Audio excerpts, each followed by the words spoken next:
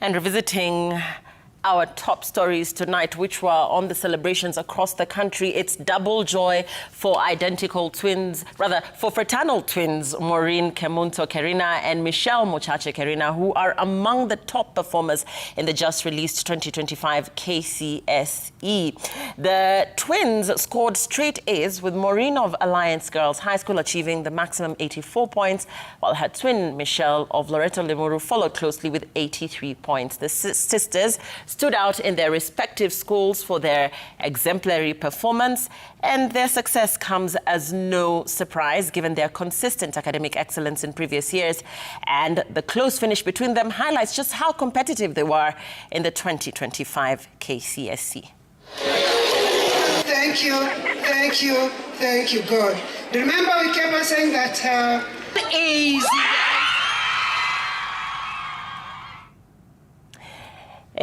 From the pictures there, you've seen Maureen there being carried shoulder high. And congratulations, Maureen and Michelle. Thank you. For being among the top KCSE scorers nationally. Congratulations. Very, very proud of you. So let's get right into it. Did you expect, and I'll start with you, Maureen, did you expect such a close finish between the two of you? First of all, did the results come as a surprise to you? So for me personally, it was a great surprise. I really never expected to get such a good grade, such a perfect grade. I was expecting an A, but not really much of the all A's and stuff. And I believe I'll say I may have undergone some academic things, and I believe that the A was not really going to be the A that it is today, but it just happened. I'm so surprised. I'm just so surprised. So by getting 84, it means everything. You got an A in all the subjects. Yes. Wow. Congratulations. For you, Michelle, did this grade come as a surprise to you? Yeah, it was a surprise, but I was also expecting an A.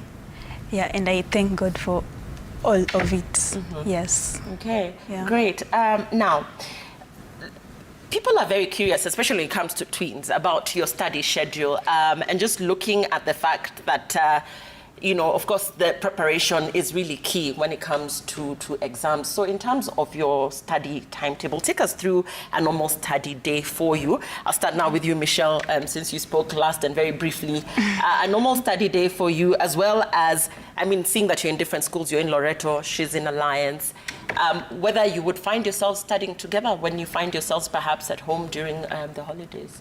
Okay, during the holidays, I was more of a night person. She was a morning person. But during the day, we will sit, do our assignments, ask each other questions like, what does your school teach you? This is how my school teaches me. And we'll get to like, oh, yeah, and everything. Right? Yeah. Maureen, yourself? As she said, I was a morning person and she was an evening person. So she's a night owl. Yeah. You're the morning. We wake up and I'm the one working the morning, but during the day we support each other, and I know when it's my time to sleep, it's her time to read now. Yeah. Very interesting. So you have different personalities, obviously. Yeah, sure.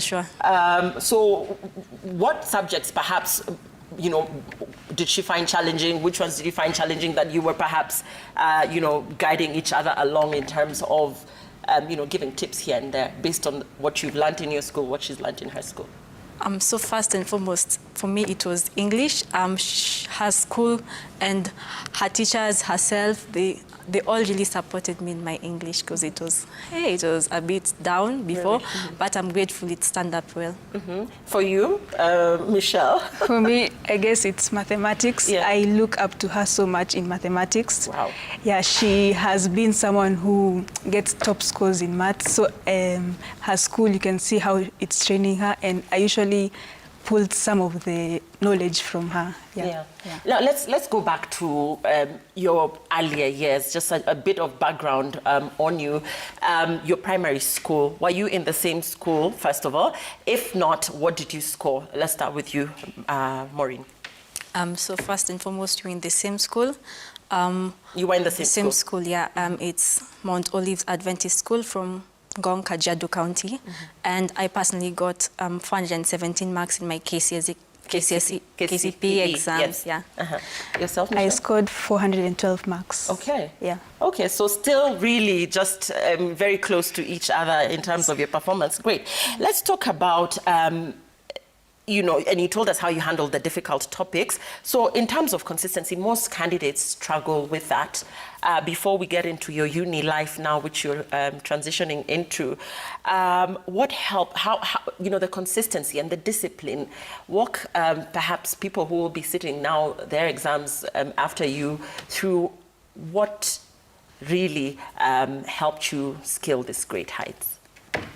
So consistency, meaning we'd have to involve prayer, hard work, and determination. We usually had to be able to make sure we've accomplished our assignments. The teachers that gave us assignments, we made sure we were on the good side of the school, and our academics and our behaviors were top-notch, so we never had issues with the school. And I believe it all summarized up to the good grade. Yeah. Michelle? I believe in the 3 Ds. Discipline is what I learned so much from my school, and I think it took me where I am right now. Determination from my own end and dedication in whatever I do. Yeah. Yeah, great. Wow, the 3 Ds. Yeah. Lovely. And you know, very, very, very, very brilliant and well said.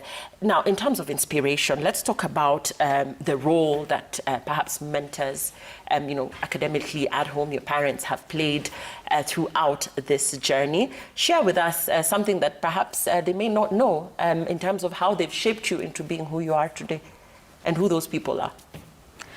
As for me, I can say that my mother has been a godly woman. She has taught me on how I can put my faith first before everything. So whenever I was in school, I could remember the lessons that she taught me throughout. And she and together with my father have played an important role in ensuring that I put God first in everything that I do. Yeah. Spirituality. Yeah, spirituality. Very well Yeah. said. For me, I'd say my siblings, cousins, of course my parents, the rest, siblings, cousins, and aunties. Oh, you have siblings. Are you the eldest children? No, we are the last borns. Okay. And the brightness runs in the family? Yeah. Okay. So it wasn't really pressure, but, you know, expectations from them. And the family will come together and, you know, we'd sit, eat, and we'd talk. And they really encourage us, tell us that there are many opportunities for us. Of course, from Michelle's perspective, that the religious matters top-notch. We were taught very great virtues by our parents, and all this summarized up to bringing us to what we are today. Right. I want to get into uni very quickly, but so how did you balance this great academic performance with co-curricular activities, that balance, so that, you know, the books, you know, because you're still fairly young, so that balance really, yeah. Michelle, you look like you want to answer that one. Okay, for me, I was more of a shifter in co-curricular activities. I was once in debate club, I can say Junior Achievers Club, but during my 4th year, I got the opportunity of being a captain, welfare and dispensary captain.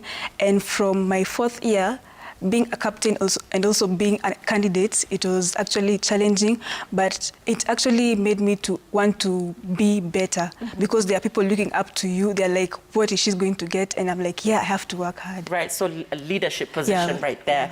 Let's talk about university now. What courses are you hoping to pursue in uni? Where and why that particular course? So personally, it's aviation for me or architecture. I've not yet really decided between the two. I hope to do them either in UON, Pioneer University, and, you know, any Ivy League university that offers me the scholarship. I'm there for you.